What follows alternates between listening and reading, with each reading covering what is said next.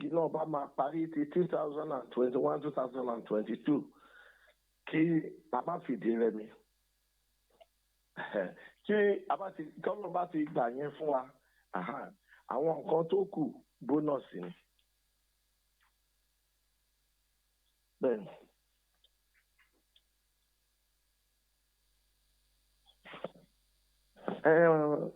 A mọ̀ pé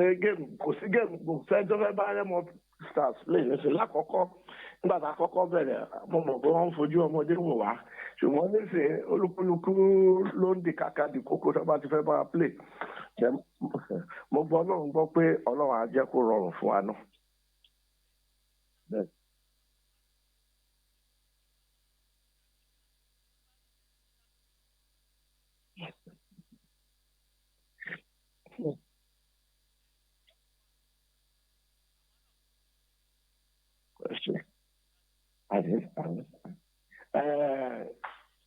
Mo máa gbà wọ́n níyànjú wípé kí wọ́n ní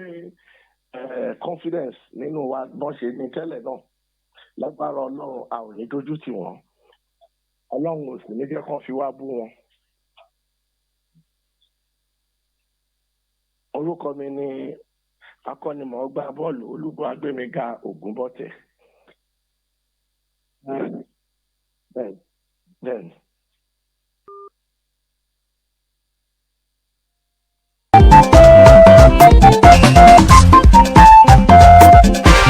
òun lẹ́tí gbọ́ yẹn ọ̀rọ̀kù káfàtà Gbénga Ògúnbọ̀tẹ̀ olùkọ́ni lọ́hùn-ún fún Remo Stars wọ́n ti sọ̀rọ̀ gbàgbàgbà ó yá ni ẹja nìṣó níbẹ̀ ààyè wá dà tá a bá ń sọ nípa àbájáde ìfẹsẹ̀wọnsẹ̀ bákan náà ìdíje ti AFCON bó ló ṣe jẹ́ bó ló ṣe lọ gbàgbàgbà ni Super Eagles ilẹ̀ wa Nàìjíríà ẹgbọ́n náà ṣẹ́gídé Bissau Eagles Nayomi kì í mọ̀ ọ́n ṣeré méjì sódò tán ni yányán àfi nà wọ́n pàtó rí pé Sodiq Umar lópin gìràgìrà tó kọ́ ṣe ó dà gan àwọn fáǹsì Eagles ní Nàìjíríà yìí èpè náà ń gbèsè àmọ́ ńgbà tó yá ó jẹ́ mọ̀ wípé lọ́wọ́ yìí tá a bá ń sọ pé ọmọ dáa yóò bá ti parí fíìmù ètí ìtàn Sodiq Umar ó múlẹ̀ ní ló bá dẹ̀yọ̀ kan kò pẹ́ kò jìnnà kò pẹ́ ní wẹ́lẹ́nkú ní William Troost Ekong òun náà tún múlẹ̀ ló bá di 2-0 bí ìkan ṣe jẹ́nu lápá bẹ̀ pàápàá prediction tànà ẹni tó gbà á Salami Abimbade yìí kan náà mẹ́sẹ̀gì wọn lọ́kọ̀ wọlé ó ní Nàìjíríà 2 Guinea Bissau 0 gẹ́gẹ́ bọ́n sì sọ ni Salami Abimbade láti Òṣogbo ní àyín bá a bá ti ń parí ètò yìí tán nọ́mbà tẹ́ ti tẹ mẹ́sẹ̀gì wọlé á pè é ọjọ́ tẹ́wàá gbẹ ẹ̀bùn yín yóò jẹ́ ọ̀túnla sátidé lópin ọ̀sẹ̀ gẹ́gẹ́ bó ṣe jẹ́ nìyẹn ẹ ti láǹfààní àti gbàgbára ògiri kan àti àkàrà kan lórúkọ iléeṣẹ́ segment káfàtà bí nǹkan ṣe ń lọ nìyẹn pápápá ni ẹja sún wájú gbogbo géèmù tànà ní EPL lọ́hùn-ún Tottenham káfàtà wọ́n ṣọ́ọ̀kì mẹ́ni torí pé lánàá yìí ó kọjá bẹ́ẹ̀ láti 2-1 ó di 2-2 bákan náà ó di 3-2 Martin Daka ọmọ Leicester City yẹn lọ́kọ̀ jẹ̀gó ó tó wá di wípé Hurricane ọba Lamba ó tún múlẹ̀ ó di 1-1 ní second half lánàá James Madison ó jẹ́ mọ̀ wípé ìyàtọ̀ ń bẹ láàrin Saki àti Saki òun náà tún jẹ góòlù ló bá di 2-1 kò pẹ́ kò jìnnà kò pẹ́sẹ̀ Stevie Bergwijn láàrin ìṣẹ́jú méjì tán ó tún ní àkọọ́lẹ̀ góòlù méjì tó bá tán ní ṣúgà bá tún jà bí nǹkan ṣe jẹ́nu lápá bẹ̀ pàápàá ní Inter Milan lánàá 3-2 bákan náà fi borí kọ́ Empoli Sanchez lọ́kọ̀ jẹ góòlù náà akẹ́nẹ́wẹ̀ Radnochia àti Sensi àwọn mẹ́tẹ̀ẹ̀ta wọ́n jọ gbìmọ̀pọ̀ ní o láti ní àkọọ́lẹ̀ góò mẹ́ta wọ́n fi borí kan ti Empoli lánàá pàápàá géèmù tànà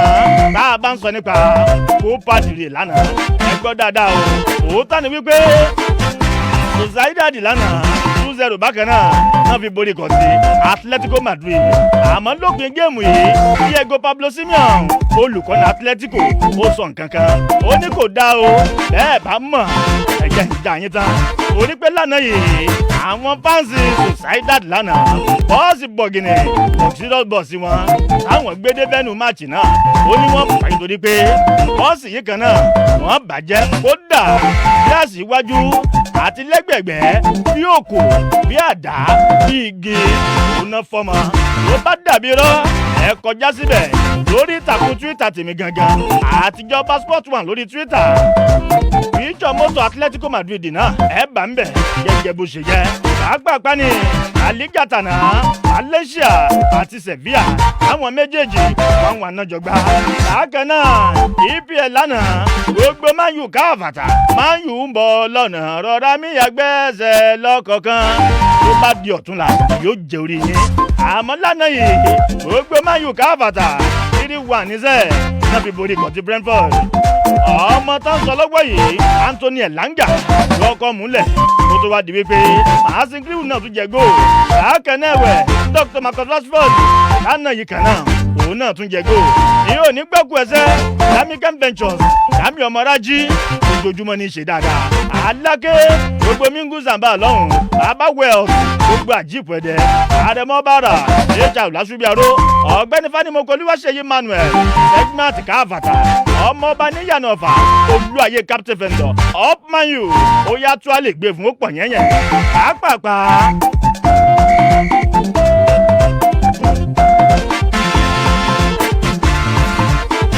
gbogbo géèmù tòní ìbélénjábélénjà lóní cháncá lóní tuntun lóní chèǹchèǹchè ẹ̀jẹ̀ ń sáré dálẹ̀ pàápàá ni AFCON fún tòní ó bá dago márùn-ún òní gbẹ̀rẹ̀ Côte d'Ivoire àti Algeria wọ́n jọmọ́ ta ní kóso ni gẹ́gẹ́ bó ṣe jẹ́ bákan náà lónìí ó bá dire tòní Elche àti kọtí Madrid káàfàtà ní Real Madrid là ń sọ àmọ́ lọ́wọ́ yìí Real Madrid wọ́n ti kéde tá a bá ń sọ nípa squad wọn tán fi kojú bọ̀ tí Elche ẹ̀jẹ̀ ń jà yín tán ìjà ńlẹ̀ mọ̀ wípé ọjọ́ 38 days ìjà rẹ̀ bẹ́ẹ̀ fi jòkóó yóò play àmọ́ lálẹ́ òní gẹ́gẹ́ bá a ṣe gbọ́ yóò play torí pé nínú squad Madrid wọ́n jọ wà ń bẹ̀ ni pàápàá full list ẹ̀jẹ̀ ń gbèsè létí Nuni wà ń bẹ̀ Williams bákan náà Diego Pinheiro David Alaba Nacho Marcelo Bernardo Mendy Gila Toni Kroos Luka Modric Casemiro Federico Valverde Lucas Vazquez Dani Ceballos Isco Iskaba Camavinga Eden Hazard Luka Jovic Gareth Bale Vinicius Junior àti Rodrigo bí nǹkan ṣe ń lọ́nu lápá bẹ̀ ní bélénjábélénjà lóní cháncá lóní choncho ẹ mọ́ gbàgbé lálẹ́ òní Carabao Cup tòní ó bá dago mẹ́sàn-án ó kù bélénjábélénjà Arsenal káfàtà wọ́n máa wà nílé wọn Emirates lọ́hùn àti Liverpool bí nǹkan ṣe jẹ́ ni pàápàá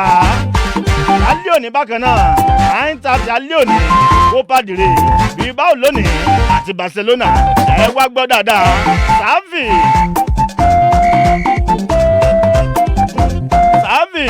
olùkọ́ni káfàtà fún Barca lọ́hùn oníṣègbọ́ géèmù alẹ́ tòní àádẹ́díkéètì ẹ̀ ní fún tani Bami Abdulmajid Adékúnlé bàálì àǹtakìtì orí kí bàbá yìí Barca náà ń jà fún nípínlẹ̀ Ọ̀ṣun ní àyín gẹ́gẹ́ bọ́n ṣe sọ bí nǹkan ṣe jẹ́nu lápá bẹ̀ ní bélénjábélénjà ló ní pápápá ló ní pèpèpè ẹ gbàgbọ́ o ẹ̀yin fáǹsì Man U ẹ gbọ́ dáadáa ẹ gbọ́ náà ṣé ẹ̀ṣẹ̀ nìkan yọ CR7 kúrò lórí fíìtì tí máa ń play lọ́wọ́ orí pé lánàá yìí ó yà ń lẹ́mọ̀ apá kan Man U apá kejì Man U bákan náà òun tán sọ ni pé Rangnick ìgbésẹ̀ rẹ̀ láti yọ CR7 yẹn wọ́n ní kò dáa tó àkọ́kọ́ nìyẹn ẹlẹ́ẹ̀kejì àwọn kan tún sọ wípé ní gbogbo ìgbà tán máa ń yọ CR7 yìí máa ń complain kò sí dáa gẹ́gẹ́ bó ṣe jẹ́ ìgbà bá dé látòjú ọjà sẹ́ àgbàjà yín bẹ́tà àmọ́ ṣáájú ìgbà náà wàyẹ tún gbọ́ dáadáa gbogbo Gunners káfàtà bí nǹkan ṣe ń lọ fún ó ṣe ń lọ báyìí ó kù sọ́wọ́ yín ọ̀rọ̀ nípa ta ni Dusan Vlahovic ni Dusan Vlahovic agbábọ́ọ̀lù kan ti Fiorentina Arsenal fẹ́ gbé owó tán gbé lẹ̀ kò pọ̀ tó gẹ́gẹ́ bó ṣe jẹ́ pàápàá ṣì ń bọ̀ wá ẹ má yí kó ń bẹ̀sẹ̀ lórí ọ̀dọ̀ náà sì ni níkànnì bá bá ìkànnì Brave 91.7 FM ló ṣùgbọ́n lápá bí Àdìgún ní ń bọ́ lọ́wọ́ ẹ mọ́ fọ́ ẹ kú kalẹ̀. ilẹ̀ lórí ọ̀dọ̀ ní pẹ̀lú Àdìgún òòṣà bàrìbà má fọ́. Welcome to Red Villa Luxury Hotel. Oh, thank you. Can I have the penthouse suite, please? Excellent choice, sir. That will be... I said it. This place is finer than my pocket. Not at all, sir. We have rooms that will suit your pocket. Madam, my pocket size is light too. Light pocket, medium or mega pocket. We have what you need. Just like Airtel, with data packages like 200 Naira for 200 megabytes and up to 3,000 Naira for 10 gigabytes, we have the right fit for your pocket. So dial *141# now to pick your size on the network with the widest 4G coverage in Nigeria. Hello? Does this room come with free breakfast? Airtel, the smartphone network.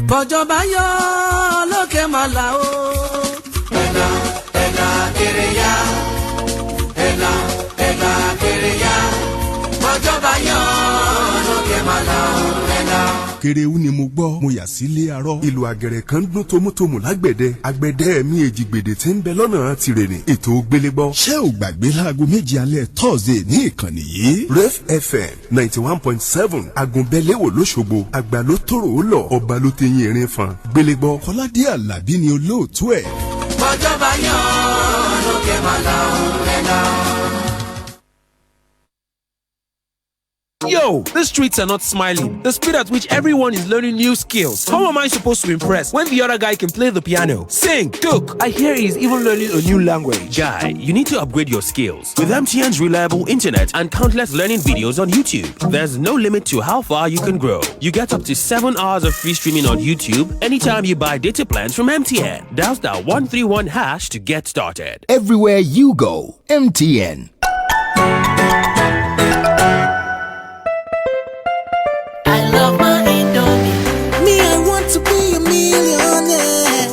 And with my Indomie, I will win. I love my Indomie promo. So come let us win with I love my Indomie. That's right, 100 million naira is up for grabs in the all-new I Love My Indomie promo. All you have to do is buy an I Love My Indomie promo pack. Then look inside the pack for a unique letter. Collect all 14 letters so you can spell I Love My Indomie. Send a picture of your collection to our WhatsApp number 0807 700 9000 and win 100,000 naira instantly. Everyone's got a chance to win big. So hurry and grab your I Love My Indomie promo pack now. Offer valid while stock lasts. Terms and conditions apply. Indomie noodles, tasty nutrition, good for you. I love my Indomie.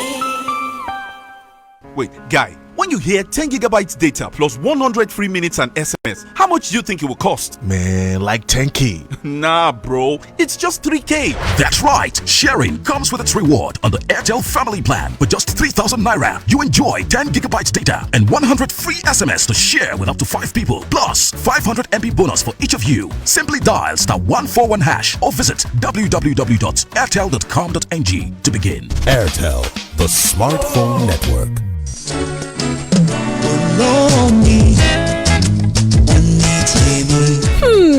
Ṣebí láti àtètè kọ́ ṣe gọlọ́ba mi òkè ti ṣètò rẹ̀ pé kí takọtabo dìjọ máa bára ṣe pọ̀ bára gbé papọ̀ fara nura fíkùnlùkùn fara yanra yọ̀mọ́ra fara yíra rẹ́rìn pọ̀ olùfẹ́ papọ̀ fẹ̀mí ara wa mi. Àmọ́ ṣá ìjọmọdé lè mórí jẹ kó má ra lọ́wọ́ bí báwo gan la àti ìmọ̀ gúnmọ̀ tẹ̀tọ́ kíyẹ̀wò rẹ̀ ó má fi lẹ́mọ̀ àti ìmọ̀ jómọ̀lù orí má mì lọ́rùn ẹni ìjọ wa ṣeéṣe ká má ṣe ara wa bí. Ìdáhùn sáwọn béèrè yìí gan láwùjọ máa pẹ̀kẹ́lù lórí ètò kọkànkà bí ẹbọ tí Kàgúnláyà tá a pè ní òní tèmi. lọ́mọ kan balẹ̀. níbi tá a ti máa dìjọ tún kẹ̀kẹ́ àti pẹ̀rẹ̀pẹ̀rẹ̀ ọ̀rọ̀ lórí kókó tó ṣe pàtàkì jùlọ nínú ìrìn àjò ìfẹ́ bóyá láàrin lọ́kọláya ni tàbí òbí sọmọ gan. bẹ́ẹ̀ láò tó máa kọlu agbami ìfẹ́. olómi jọ̀wọ́ ò jẹ́ ká jọ máa gbàdúrà.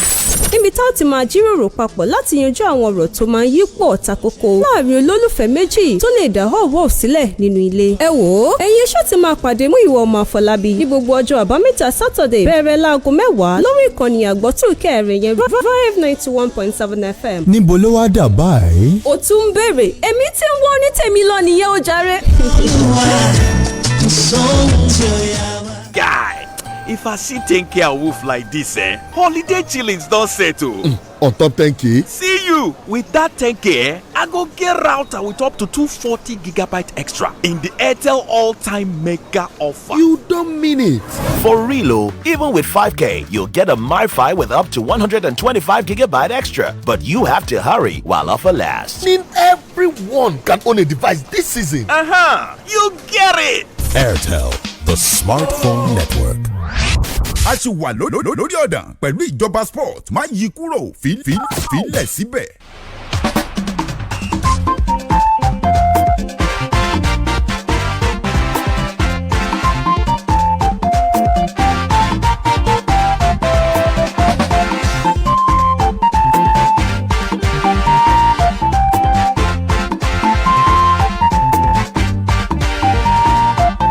káàbọ̀ padà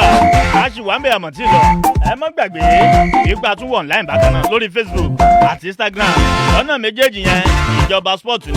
tó bá tún jẹ́ orí péjì rẹ́ẹ̀fù bákan náà ẹ ṣáà ti wá Rave 91.7 FM gẹ́gẹ́ bó ṣe ń lọ ó jẹ́ mi ò ní gbọ́gbọ́ ẹsẹ̀ péjú mèrì gbogbo Man U káàbàtà ìyá Man U nìyẹn up Man U wọ́n ní for life níṣẹ́ kò ní bàjẹ́ gbàgbàgbà ni wọ́n ti wà ń kalẹ̀ Sambuku wá àti Gbẹ̀ngà Bíjọ ibo ni a ti mú ná akínyẹn kó ojúmọ́ gbẹ́ni Adébíyì Sunday Sam Honourable Zẹ akínyẹn kó ojúmọ́ káàárọ̀. ẹ káàárọ̀ akí gbogbo yẹn rálé ẹ kú iṣẹ́ látàárọ̀ ẹ̀dẹ̀kú etí gbọ́ látàárọ̀. wọ́n ní wọn ò kì í yọ lẹ́jẹ̀ndì. mi ì máa wọn tó sọ gbòó yẹn kí wọn kì í yọ kì í ṣe first time náà ṣe ìyọ ni wọn. ẹ ṣe sùúrù à ń bọ̀ ọ̀gbẹ́ni Abíyì akínyẹn kó ojúmọ́ káàárọ̀. ẹ káàárọ̀ àtọkùn mo kí gbogbo àwọn tó ń gbọ́ wá ń lé pé a kó àsìkò yìí o àdẹ̀kú bójú ọjọ́ ṣe rí a kú mọ́ra òpin ọ̀sẹ̀. sálàáfíà ni sà. ó ti zẹ̀ lápá bí. wọ́n ní wọn kì í yọ lẹ́jẹ̀ndì náà. lẹ́jẹ̀ndì tán bá yọ á jẹ́ pé kò mọ nǹkan tó ń ṣe nìyẹn. wọ́n ti yọ náà rí aláyè bàbá Fágúsì náà. Ronaldo ni wọ́n yọ wọ́n ti láyè bàbá Fágúsì ńgbà tí Man U play Hull City ńgbà yẹn láyé ìgbà yẹn wọn àti Aneka wọ́n jà sí Golden Boot ńgbà yẹn. èèyàn kan máa sọ wípé wọn kì í yọ lẹ́jẹ̀ndì lórí ètò náà ti sọ. tó bá sọ pé wọ́n yọ lẹ́jẹ̀ndì ìwòye títí ẹ̀ nìyẹn. ok ìwòye títí ẹ̀ nìyẹn. kò sí wàhálà. pàápàá ọ̀gbẹ́ni Sambuku a máa ń sọ nípa àbájáde ìfẹsẹ̀wọnsẹ̀ díje ti NPF ń gbóná wọ́n fún Shooting Stars ní ultimatum 3 matches Sunshine ti lọ ń bẹ̀ lánàá Tornadoes wọ́n tún kan èso 9 mọ́ wọn lórí 2-0 ó kù géèmù kan fún Shooting Stars ẹjá wò ṣé wọ́n lè lé Edith Olúmídé Àgóyè bí àkọ́kọ́ ni àbí wọ́n kàn fi eléyìí dún kòkó mọ́ kó lè jẹ́ rọ̀. èmi nísìn in fact after game àná èmi expect pé Sakita ló yẹ kó délé bá because pẹ̀lú bí Shooting Stars ṣe ń bá lọ yìí èmi ò rí wọn àṣẹ nǹkan tó máa tí ò ní padà sí relegation nǹkan tẹ́ bá wo Niger Tornadoes kì í ṣe team in fact ó ti wá wọ́ọ̀sì tán ó yẹ kán lọ rí draw mọ́ lórí Niger lọ́hùn kò sí Niger Tornadoes wọn fọ́ọ̀mù wọn kò tí ì ṣe ń season yìí mid table team ni wọ́n ẹ wo bí number close to 18 àbí 19 náà wà ní ìgbà tí ẹ tó lọ bá wọn ìgbà tí ẹ ti concede nìyẹn pé a ti ń sọ fún Shooting Stars pé waste of conceding yìí ti ń pọ̀ jù defence yìí error tẹ̀ make ti ń pọ̀ jù látòrí goalkeeper torí pé àwọn back four mẹ́rin tán ń lò error tán ṣe ti ń pọ̀ jù tẹ́ bá sì ń dórí pé ẹ̀ ń concede ilé nìkan lẹ́sìn máa win láti gbà tí season ti bẹ̀rẹ̀ ǹsìn match ẹ̀ win lé ẹ̀yọ̀ kan péré ẹ̀ ti play to close 6 or 7 games ǹsìn so ìgbà wọlé afẹ́ because one thing about NPFL tó bá wà ní mísàlẹ̀ pàápàá ọjọ́ tó bá ti rí game ẹ̀kan báyìí ó fò sókè nìyẹn ẹ wo Kano Pillars wọ́n win láti bí number 19 wọ́n dẹ̀ fò sókè so tó bá tẹ́ bá sí èmi expect àwọn management Shooting Stars lánàá pé kò yẹ kán dúró de 3 games mọ́ pé wọ́n ṣe ìgbà táwọn dúró de 3 games lẹ́tọ́ máa mọ̀ pé bóyá yẹ kẹ́ sákẹ̀ abẹ́ni sákẹ̀ ẹni yóò ṣe rẹ́dí àti gbé yín lọ anywhere ẹ ṣe promote wá sí NPFL ni ó máa worth kẹ́ tó padà immediately with all the equipment ti ní stadium ti wà pitch ti wà fine dress room lẹ́ni nice equipment gbogbo ẹ̀lẹ́tì gbogbo tẹ́ nídìí náà ti béèrè fún yín ní clean bus tó wà òkè kì í ṣe pé bus ten tí tẹ́ ń ṣe gbogbo ẹ̀ so wẹ́ẹ̀fì ayín ti wà òkè kẹ́ wá play nìkan láti entice àwọn fans nìkan ló kù ìgbà tẹ́ni pé ẹ ti wà up to standard ó yẹ kán tètè wá solution sọ̀rọ̀ coach wọ́n ṣe look at Remo Star wọ́n jọ promote wá sí NPFL ẹ wo bí Remo Star won number 2 with game at hand so èmi ò rí coach yẹn àṣẹnìkan tó máa gbé Shooting Stars lọ jùjùjùjù bẹ́ẹ̀ sì ní sí ni pé bó jẹ́ kí àtẹ̀kà náà sì ń lò kó tiẹ̀ kọ́kọ́ step down náà tí ó bá step down kan sáàkẹ̀. àbí kan lo agent. ẹni tèmi máa lè ṣe táwọn kọ́ lè ṣe tó lè favour àwọn because tẹ́ bá rí pé ẹ̀ sì dúró lórí coach yẹn lé pé ẹ fún ní 3 games ultimatum pé tó bá ti ná nìkan nísìnyí tó bá ná next game nǹkan tó kó bá máa yìnbá yẹn láyé olùgbọ́nsẹ̀ jẹ́ tó bá ti fún ní 2 games tó bá ti win 2 games yẹn wọ́n á tún filẹ̀ á tún gba bíi mẹ́ta á tún lose á tún draw wọ́n á tún pariwo pé a máa sáàkẹ̀ á ti fẹ́ 2 games after that 2 games bẹ́ẹ̀ fún Man City gbáyà á ná Man City so tó kọ́ńtà ṣe nǹkan báyìí fún coach yẹn èmi ò rí shooting star àti nǹkan tó ní padà sí NLN tó á dẹ̀ padà sí NLN ẹgbọ́n kan tí coach wọn ṣẹlẹ̀ kan wọ́n ní èèyàn lè fi kú wé orun NLN yàtọ̀ sí NPFL pátápátá so kò sí bó ti fẹ́ ṣe kò sí èèyàn máa rí yàtọ̀ èèyàn lè fi máa fi NLN tán gbá ní orí eruku kan máa wé lè tán gbá lórí kinní so coach àwọn shooting star kan tètè wá solution sí tó ayé pé weekend náà dẹ̀fẹ̀ dúró dé kan tó dé weekend because èmi ò rí wọn àti nǹkan tó tún máa padà win. ó dà á gbìyànjú àti pé ẹni tó jẹ́ middle office àwọn lọ́la ìyẹn tó sìn ọmọ jù àtòrí pé a fẹ́ gbìyànjú àti pé olùkọ́ni wọn ó dàbí pé bàbá gan ń bẹ lábẹ́ wà lórí hot seat báyìí wọn tí lóòrò fẹ́ àti grant ní tàbí fún ẹnì kankan àmọ́ lọ́la àmọ́ pé tó sìn ọmọ jù ọ̀gbẹ́ni Gbénga Bíjọ shooting stars. ṣe rí ọ̀rọ̀ shooting stars ó sì dàbí ọ̀rọ̀ pé nǹkan tá a fẹ́ wọ́n fún wa ṣùgbọ́n a fẹ́ fún wọn ní nǹkan tán fẹ́ ni nǹkan tí ó ṣẹlẹ̀ lọ́rọ̀ shooting stars ni ẹ̀ ṣe rí 3 matches ultimatum tí wọ́n fún olùkọ́ni wọn mi ò rí gẹ́gẹ́ bí nǹkan tí ó yẹ kán sùn ẹ̀ tó máa gbàgbẹ́ nígbàgbọ́ ti fine wọ́n ti ní sunshine wọ́n ṣe kí ni wọ́n draw wọn mọ́lé wọ́n sì lọ jìyà lánàá òde yìí fine weekend ó tún dé náà báyìí náà nísìnyí báyìí ni pé wọ́n fẹ́ play last match tí wọ́n fi fún wọn ní ultimatum wọn kí láàrin dájú pé wọ́n máa win àkọ́kọ́ nìyẹn Kwara United ní last match wọn ìtàn play 3-0 ní Kwara United wọ́n ṣe kí ni wọ́n jáwé olúborí ó ṣe kí ni ìyẹn tún ẹ wo ká má parọ́ tanra wa jẹ kì í ṣe dandan ni pé kí wọ́n fún coach ní ultimatum pé nǹkan báyìí ni kó ṣe kó tó di pé ó rètè níṣẹ́ ṣe rí ibi tọ́rọ̀ fúbọ̀ lọ lásìkò tá a wà yìí èmi ò rí àwọn coach tó yẹ pé tó bá ń sign long term contract pẹ̀lú team kan àbí orílẹ̀-èdè kan kí wọ́n yẹ kéde kí wọ́n máa sọ pé ok nǹkan báyìí la fẹ́ jẹ́ kó fi fún wa olùkọ́ni tó bá mọ iṣẹ́ ẹ̀ níṣẹ́ kò ní ṣẹ̀ṣẹ̀ máa dúró wípé ó kí àwọn máa ti fún mi gbà báyìí ó jẹ́ kí n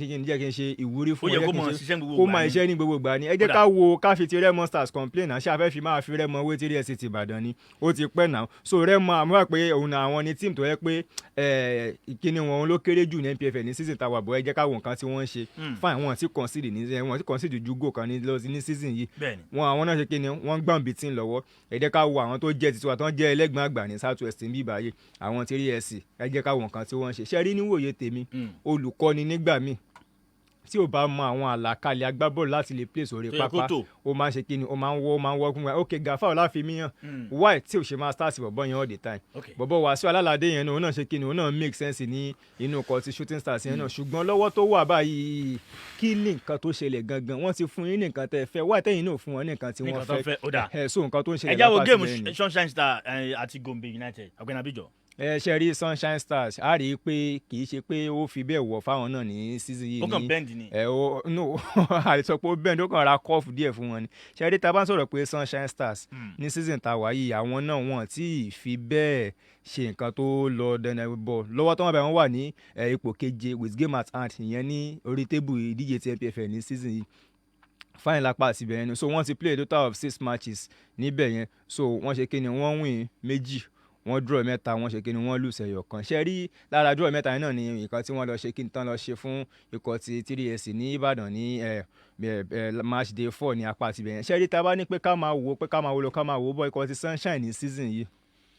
tí wọn bá sọ ìkúnra nù at least wọ́n ti rí ìwé wọn. wọ́n á débi tó nítumọ̀. wọ́n ti rí ìwé wọn mi rò pé wọ́n ti rí ìwé wọ́n ti rí ìwé draw jàre rádà mi rò pé wọ́n ti rí ìwé wọn ní season ṣe rí ìwé wọn gan máa ń káǹtì mọ́ tilẹ̀ iṣẹ́ téèyàn bá ṣe ń lé àṣeparí ló máa ń jẹ́ téèyàn bá lọ rí wọn. ọ̀gbẹ́ni Sambuku náà tẹnumọ́ ni. ṣe rí tá bá ní pé káwọ́ ní match tí wọ́n play lánàá báyìí ní sìn wọ́n play 6 matches a rí ìwé wọn 2 so ó ṣe kí ni ó tún jẹ́ plus fáwọn tó yẹ pé wọ́n rí ìwé wọn 1-0 kan 3-1 kan ṣe lápá ti bẹ̀rẹ̀ so ó tún jẹ́ plus ní nǹkan tó bá ti ń ṣe nílé ẹ̀ gẹ́gẹ́gẹ́gẹ́gẹ́ àṣeparí iṣẹ́ ló máa lọ ń jẹ́ léèwé torí pé ìwọ tó bá sì lè lose àbí tó ń draw tó bá ti gọ́ra rẹ tó bá sì lè gọ́ra ẹ ní home ó máa lè fún ẹ láti lè ṣe kí n láti sọ pé o fẹ́ lọ win ní ìwé and then tó bá fẹ́ lọ play léèwé yẹn gangan gẹ́gẹ́rẹ́ home tó ń wẹ́tẹ́ nìyẹn wà kò ní ṣe kí ni kò ní fẹ́ easy kò ní fẹ́ rọrùn lápá àti ibẹ̀ yẹn. ọ̀dà pàápàá gbogbo Man U lánàá wíìnì tànà ẹ mọ̀ pé ẹ lọ sí àwé Man U àwọn náà pè ní ọba àwé of àwé aláwé kingdom wọ́n ti ní àkọọ́lẹ̀ 300 wins ìwé wins ni o tó jẹ́ 300 ní ìdíje tilẹ̀ Gẹ̀ẹ́sì kò tí ì sọmọ náà kò sí kílọ̀bù náà ní England tó gbá wọn àwọn náà ń lékè èèyàn bá ní àkọọ́lẹ̀ lẹ́yìn náà ó tó àti trọ́fì ẹ máa gbé yẹ̀wò achievement kan náà nìyẹn pàápàá ọ̀gbẹ́ni Sambo ẹjá wo géèmù wa àná Guinea Bissau pẹ̀lú Super Eagles Nàìjíríà ẹjá wo Sodiq Umar àáfà Sodiq. lánàá ṣẹ́rí ojú ó ti fojú hàn sí pé àwọn ẹni tó lè jẹ́ starting level fún Super Eagles in fact alánà yẹn coach ti gbọ́dọ̀ mọ̀ pé àwọn tó lè start àwọn tó lè máa wá láti bench lélẹ̀ gbogbo àwọn èwo bíi àwọn yẹ́rí Umar Sodiq nǹkan tẹ́mi kan nínú lánàá ni pé confidence yẹn ò tó because gbogbo àwọn games àwọn chances tó ń lose yẹn kò túmọ̀ àìní confidence náà ni then ibi tó ti ń play òun play ní Spain Ameria at least ẹ bá wo àwọn start ẹ̀ ní Spain ẹ rí i pé ó ṣe dáadáa ní Spain do gbà mí wọ́n lè pè wá fún international duty kó break down kó má perform ìyẹn ò mí pé because àwọn èpè tí bọ́bọ́ yẹn gbà lánàá ó ti pọ̀ jù ṣẹ́rí nísìnyí agbọ́dọ̀ àṣẹ́rí àwa táwọn bọ̀ ìwọ̀nba náà ní ká máa ṣe àwọn èpè yẹn mọ́ díẹ̀ ṣẹ́rí do ó jọ gàtẹ́ kò jọ gàtẹ́ alẹ́ mọ́ sọ pé ẹ wo èpè tí Sancho ti gbà lẹ́yìn ìgbà tí Sancho dé Man U nígbà tí Man U ti dé lánàá ẹnìkan tún kú ní family wọn tó lọ ṣe bẹ́ríà ṣẹ́rí ó lè má jẹ́ pé táwọn èèyàn ṣe fún right kì í ṣe Naija nìkan náà ti ṣe pé fún but at least kéèyàn èèyàn gbọ́dọ̀ fi rà pé at least ẹni lè jẹ́ àbúrò tèmi náà bàbá ẹnìkan ni ọkọ ẹnìkan ni so gbogbo kan báyìí lọ ká máa rò tó bá miss chance kan ikú máa pa ni tó bá ṣe kíní kan ìyẹn náà ó ti pọ̀ jù táwọn náà bá play ball asáǹbá náà ṣe ń gbá tiwa so díẹ̀ àwọn iṣẹ́ náà kò dùn báwọn náà ṣe ń lose àwọn chances jẹ. ọjọ́ tí atẹ́dùrú gba red card àwọn àti ẹni pé mọ̀ wọ́rí all para play next one so kò iye èpè kọ́ni gbogbo ẹ̀ tẹ́lẹ̀ bá ṣe àṣepè ọjọ́ tó ti ń score kò sẹ́ni tó ń ṣépè fún so lánàá Umar Sodiq kò ṣe dáadáa àtọ̀ coach gbọ́dọ̀ pé kó bá sọ̀rọ̀ ṣé tó bá ti ń play fún Nàìjíríà ṣé wọ́n ti nà bá Nàìjíríà ń sìn ẹ rí pé Super Eagles wọ́n á ṣe dáadáa 3 games 3 wins gbogbo ẹ̀ everybody ẹ jẹ́ ká lose game ẹ̀yọ̀ kan sìn gbẹ́lẹ́ máa gbọ́ pé ìwọ́n bí o dáa kíní kan ò dáa kò yẹ ká pe Musa kò yẹ ká pe Yanacho bó ṣe mọ rí nìyẹn best ni pé dọ́mọ win na game yẹn lọ jẹ́jẹ́ tó fi máa dé final tó fi máa lọ padà tó máa lọ padà gbá so coach kó bá Sodiq sọ̀rọ̀ àti Iwobi ò tí ní chance nínú starting level Nigeria àtọ̀ àti màá tó lè start ẹ wo Simon gbàtí Simon wọlé lánàá ege everywhere ìgbà tá a máa ṣe bẹ̀rẹ̀ àwọn Guinea Bissau nìkan ní ká kàn mọ́ dúró dé because sọ pé eléyìí tí Nàìjíríà fi máa ná àwọn pé káwọn kú so àmọ̀ pé Ọlọ́run jẹun kú àmọ̀kan ló jẹ́ kán mọ́ sọ tán sọ yẹn. Ọlọ́run dáyọ̀ torí pé wọ́n bá ọ̀gbẹ́ni Abíjọ ẹja wo géèmù Super Eagles ní pẹ́ lórí ẹ̀ torí àwọn géèmù àná. ṣe rí lákọ̀ọ́kọ́ mọ́ ọkọ̀ kí àwọn ọmọ orílẹ̀-èdè Nàìjíríà pé a kú oríire àná a dẹ̀ tún kú oríire tí a máa ṣe lọ́jọ́ iwájú káàkiri àgbáńláyé ṣe rí ikọ̀ ti Super Eagles wọ́n ti dé ní àlè sọ pé wọ́n ti dé tẹ́ torí fine 3 group stage matches wọn tí wọ́n play wọ́n ti win ẹ̀yẹn ní Egypt 1-0 wọ́n na Sudan 3-1 wọ́n dẹ̀ win àwọn tán láwọn fẹ́ kú lánàá so wọ́n náà wọ́n 2-0 ṣe rí pé báyẹn fine àkọ́kọ́ nìyẹn ẹlẹ́ẹ̀kejì ní pé mo tún kí olùkọ́ni wa Augustine Eguavoen tó jẹ́ olùkọ́ni tó kó wa lọ sí ìdíje ti AFCON ó ṣe dáadáa fine ó tún wá tún ìtàn rẹ̀ kọ́ lánàá yẹn fine as interim manager tó jẹ́ ní ọdún 2006 ó ṣe kí ni ó win 3 matches ní group stage fún wa ìyẹn ní Nations Cup ó tún ti ṣe náà lánàá báyìí náà ní ìsìn so ó tún jẹ́ plus fún mo kí lápá ti bẹ̀yẹn and then lánàá ọmọ tèmi gbé fún jù lẹ́nu ìgbà péréte tó wọlé ìyẹn Moses Simon á rí i pé it's a world class player world class performance ló ní lánàá yẹn ní ìdíje ti àbá orílẹ̀-èdè Guinea Bissau play. ẹ jáwọ́ géèmù láàrin kan ti Tottenham àti kan ti Leicester City ọ̀gbẹ́ni Abíjọ torí àpò. ṣe rí Tottenham àti Leicester City ṣe rí ibi nǹkan tí wọ́n ń pè ní football nìyẹn wọ́n ní it is not over until it is over. ẹ mọ́ bínú ẹ̀yin kọ́ lẹ ní ẹjá wo géèmù láàrin Man U àti Brentford ọ̀gbẹ́ni Abíjọ ẹ ní dààmú.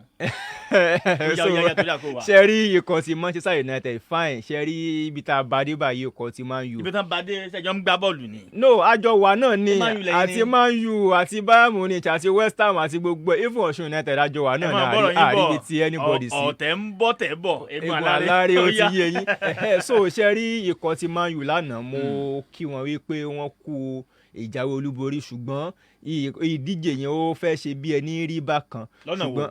ṣe rí ikọ̀ tí Man U tá a mọ̀ tẹ́lẹ̀ kan náà ń play presently báyìí ẹnìkan ni wọ́n yan lánàá bọ̀dá CR7 Mr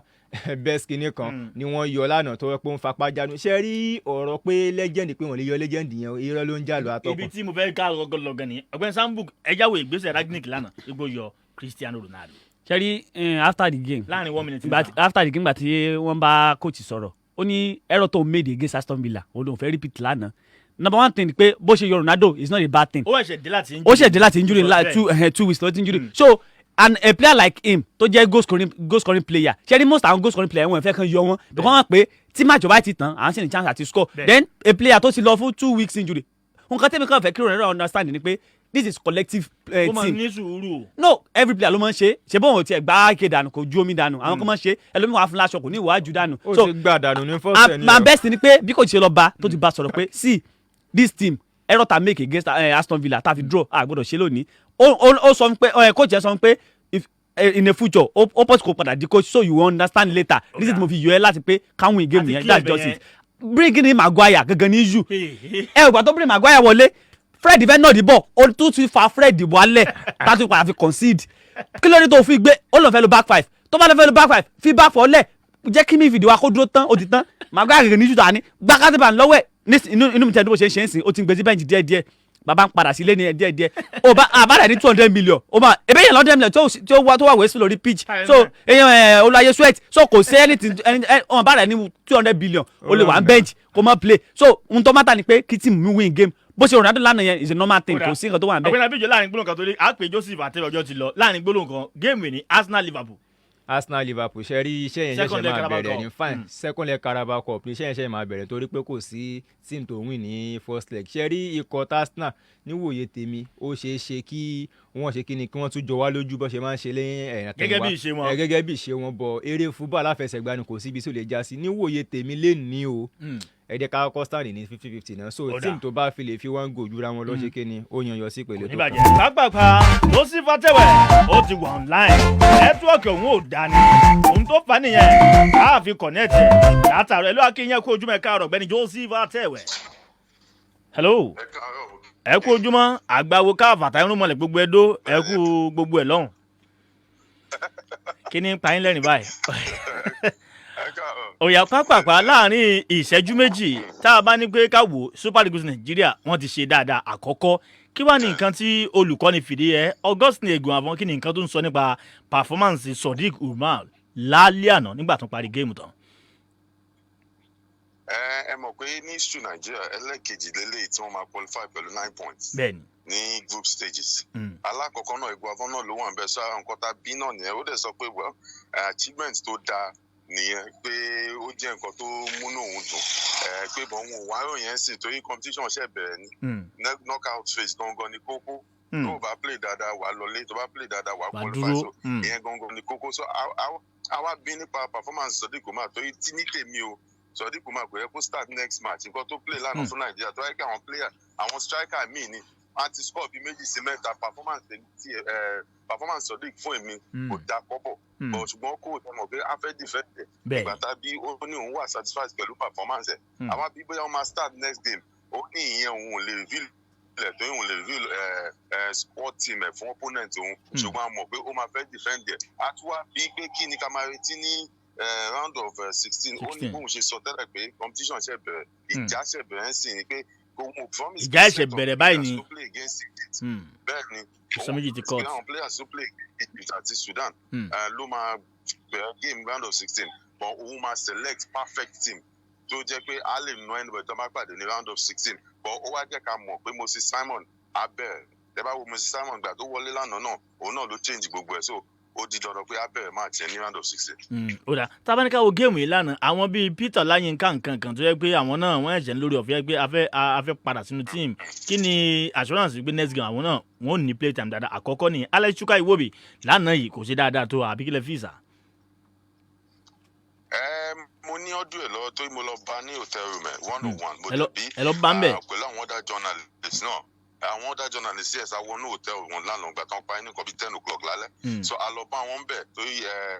interview ta lọ ṣe máa dẹ̀ bí pé báwo ni performance tiẹ̀ ṣe rí ó dẹ̀ sọ fún wa pé òun fi believe pé òun lè ṣe dáadáa ju bóun ṣe ṣe lọ pé àkàkọ fóun ní time díẹ̀ sí ṣe mọ̀ pé country football ó yàtọ̀ sí club 7 matches pé lẹ́ni láti fi gba ife ní country ìyẹn ni pé every game ó matter but ní club ẹ̀ lè lọ 38 ẹ̀ lè lọ 40 so ó yàtọ̀ síra Sodiq Umar náà sọ fún wa bẹ́ẹ̀ pé first time tó máa play fún Nàìjíríà ní major competition first time tó máa play fún Super Eagles náà lélẹ̀ so òun sì need time láti fi jẹ́ ọ̀bọ̀n tẹ́ bá bí ní performance àwọn guys tó bẹ̀rẹ̀ match ẹ̀ most especially first half yẹn kò ń ṣe nǹkan tó bójú àtọ̀ àgàgà Sodikuma àti Alex Iwobi I expect púpọ̀ lọ́wọ́ Alex Iwobi but performance ẹ̀ máa rate 30 to 100. Ó dáa ẹ jẹ́ àmọ́ yọ̀ǹda yín ọ̀gbẹ́ni Joseph Atẹ̀wẹ̀ gbogbo Gàrúwà gbogbo Lembe gbogbo Cameroon ẹ máa ń jáyé tẹ̀ iwájú kò ní bàjẹ́ àtúmọ̀ kàn sí lọ́la àgbà ẹ ṣé bàbá ẹ jẹ́ àmọ́ bẹ́tò lọ àbálọ́mọ́ ilé là ń lọ báyìí oníyẹn sí ọlọ́bẹ̀ ṣe ni ibne yole àjọṣe ni bákan náà Sambu Abijọ Tèmíládé Àdìgún wòlíì sports àwọn tá àjọṣe ni Olúṣọlá Àlàbí Mr Dialogue ló kọ mi Àdìgún òòṣà ìjọba sports káàkiri àgbáyé káfàtà gánlá sports the brand ambassador fún gbogbo ilé Jímásùn gbẹ̀sẹ̀ máma jẹ́ ká tún kan náà góò sí ẹlẹ́sẹ̀ báyìí fọ̀ náà ó dọ̀là.